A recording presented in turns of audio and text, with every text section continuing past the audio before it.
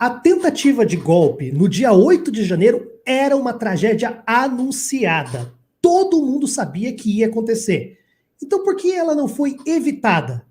A resposta é complexa, mas existem dois personagens que, intencionalmente ou não, ajudaram a pavimentar o caminho que os terroristas usaram para chegar na Praça dos Três Poderes.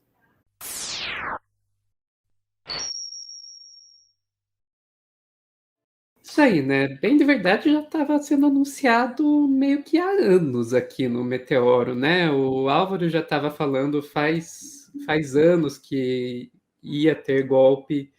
Eu também já estava há anos dizendo, repetindo uma frase que não é minha, mas que é dito por várias pessoas em alguns segmentos da esquerda, de que fascismo não se vence nas urnas, né? Mas quando eu falo tragédia anunciada, eu estou me referindo a algo um pouco mais específico, né? Essa questão de que aconteceu no dia 8 de janeiro mesmo, todo mundo viu a invasão lá de vários prédios do nosso governo. Por que eu digo que já era anunciado? Porque já estava rolando o chamado para esses atos em grupos de Telegram, de WhatsApp bolsonaristas faz tempo, né? Aqui no G1, por exemplo, eles trazem sobre mensagens nos grupos bolsonaristas. Está com você, Tássio? Mensagens mostram como bolsonaristas articularam um ato em Brasília que levou à invasão de STF, Congresso e Planalto. Veja algumas das mensagens enviadas em grupos de apoiadores do ex-presidente Jair Bolsonaro, com convocações para atos antidemocráticos em Brasília, capital federal. Se vocês forem lá olhar essa reportagem, como disse o G1, vocês vão ver que é uma coletânea de vídeos e imagens de grupos convocando para esses atos. Vídeos como esse aqui, por exemplo. De tomada do poder pelo próprio povo. Porque se você tiver um movimento de desobediência civil generalizado, o pessoal cercar o palácio, não deixar senador entrar, não deixar ministro entrar, não deixar juiz entrar, faz como na Tailândia. Agora nós somos o... Eu não tenho certeza, mas essa voz é do Olavo de Carvalho, não é? Será? Eu acho que é também, eu acho que é. Eu já ia falar que ele estava em silêncio há tanto tempo e agora a gente ouve a voz dele. Né? Será que ele voltou para nos assombrar? Eu ainda não ouvi o Olavo de Carvalho se pronunciando sobre terem usado o áudio de um vídeo dele em chamado para ato golpista. Nem sobre as manifestações também, nem sobre a eleição do Lula, né? Tá bem quietinho. Mas, enfim, vocês veem, eles pegaram aí esse áudio e colocaram sobre essa imagem, né, convocando para os dias 7 e 8 de janeiro, tomada pelo povo. Vamos ao Congresso em Brasília. Traga seu caminhão, trator, ônibus ou moto. Se puder, bloqueie a entrada de uma distribuidora de combustível próxima.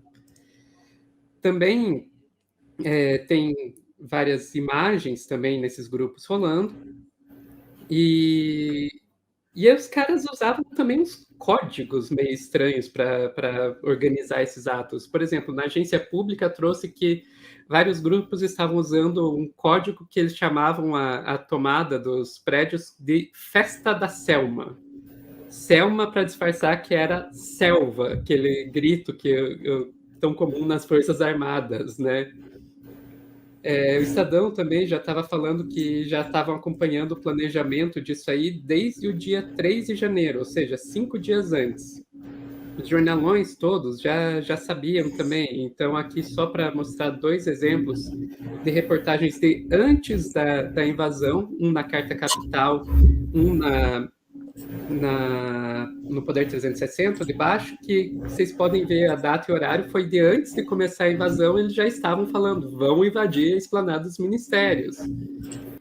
Mas então, se já estava nos jornais, já estava nos grupos, como as forças de segurança não sabiam, né?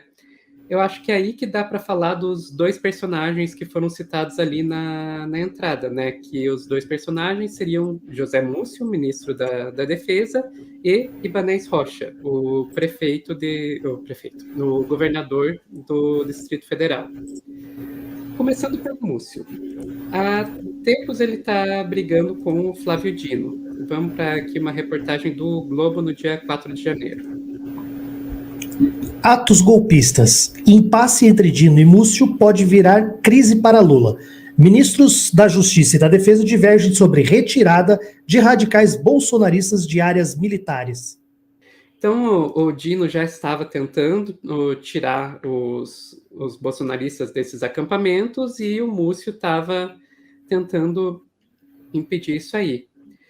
E ele chegou a fazer um relatório para o Lula, comentando que não seria necessário fazer uma desmobilização desses acampamentos, porque eles já estavam se esvaindo sozinhos, né? Então, veja aqui no Estadão. Relatório do Exército levado a Lula mostra grande desmobilização de acampamentos bolsonaristas. Então, se vocês forem ver essa reportagem ali no Estadão, vocês vão ver que o relatório que o Múcio entregou dizia que em um mês o número de bolsonaristas nos acampamentos no Brasil inteiro caiu de 43 mil para 5 mil. Então, em um mês diminuiu 38 mil pessoas. Ele chegou a dizer que não seria necessário desmobilizar os acampamentos porque iam esfriar por conta própria e dizia que sabia disso porque tem parentes lá. Então, assim, ele mesmo admitiu que tinha parente participando dos acampamentos. E piora. A gente tem informação aí do Poder 360 dizendo que ele inspecionou o acampamento na frente do QG do Distrito Federal poucas horas, minutos ou horas antes de começar a invasão. É sério, olha aqui, Poder 360. Múcio inspecionou o acampamento bolsonarista em Brasília. O ministro da Defesa, José Múcio Monteiro, foi ao local do acampamento de simpatizantes do ex-presidente Jair Bolsonaro em frente ao quartel-general do Exército, em Brasília, neste domingo, dia 8 de janeiro. Esteve lá pela manhã e disse querer entender como estava o ânimo dos manifestantes e o risco para a segurança da capital federal. Ele não desceu do carro em que estava.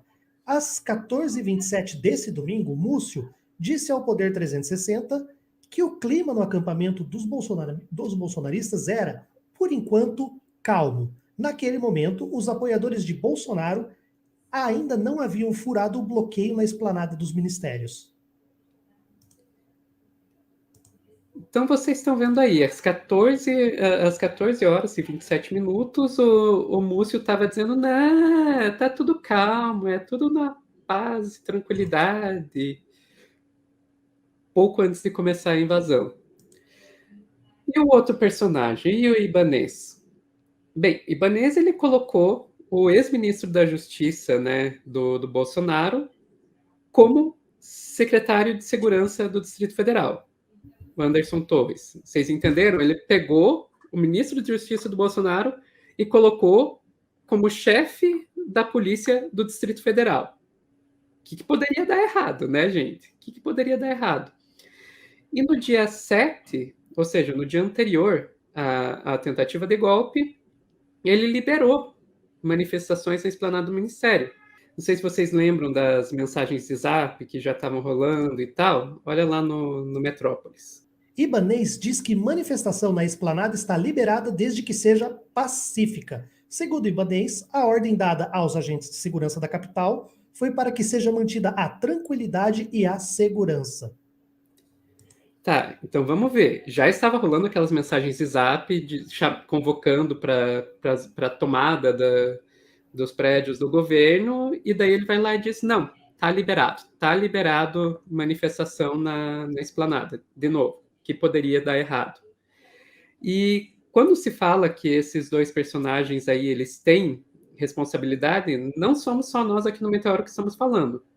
O Flávio Dino, ministro da Justiça, já falou que o Ibanez abriu a esplanada para terroristas, e o Alexandre de Moraes, ministro do STF, Xandão, afastou o Ibanez do governo do Distrito Federal por 90 dias. Então, temos aí pessoas muito mais gabaritadas do que nós, que já estão vendo uma responsabilidade do Ibanez. Enquanto vários ministros do STF já responsabilizaram o Zé Múcio e estão dizendo que a atuação dele foi fraca em relação à desmobilização dos golpistas bolsonaristas. Agora a gente tem que ver se eles vão ser mesmo responsabilizados. E quando a gente fala que eles têm que ser responsabilizados, não é uma questão de vingança. Ouso dizer até que não seria nem uma questão de justiça, seria para evitar que isso aconteça de novo. É isso. Eu acho que, na verdade, é tanto justiça quanto uma questão de como você bem falou, de servir de exemplo e que seja um caso que possa ser estudado para que se evitem novas situações no futuro. Mas assim, eu tenho uma teoria muito mais talvez polêmica de que, sei lá, eu acho que ainda tudo isso daí faz parte de um plano, sabe? Eu ontem, enquanto eu vi aquilo, eu fiquei muito revoltado. Para mim, em nenhum momento me pareceu, e me incomodou muito a Globo falando sobre uma sucessão de erros, uma sucessão de erros.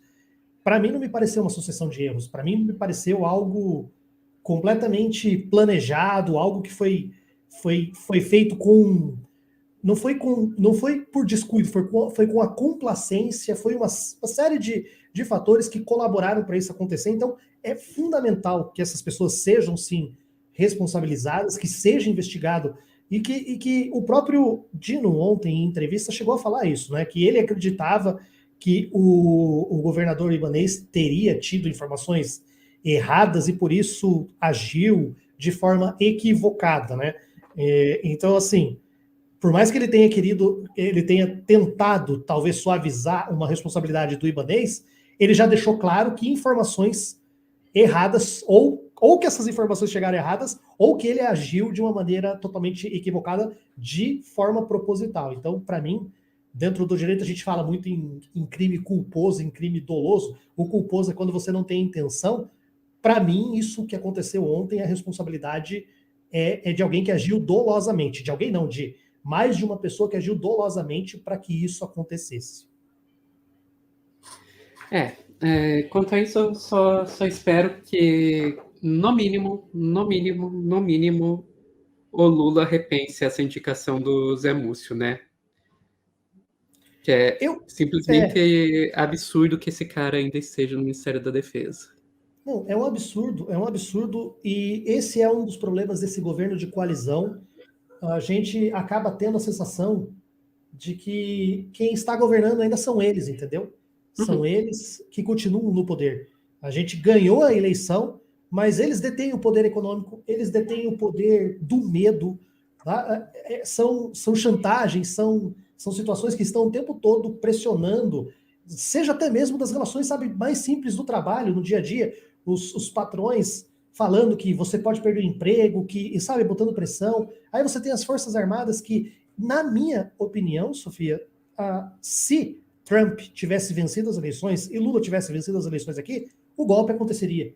O golpe aconteceria porque o Brasil não estaria tão isolado internacionalmente se, por exemplo, o Trump tivesse vencido as eleições e teria um alinhamento com esse governo mais de extrema direita. Então, assim, é triste constatar, porque parece que nós temos só uma cortina ou um véu, uma ilusão de uma democracia. Então isso deixa a gente bastante preocupado, e esses acontecimentos de ontem, para mim, parece que escancararam essa situação, sabe?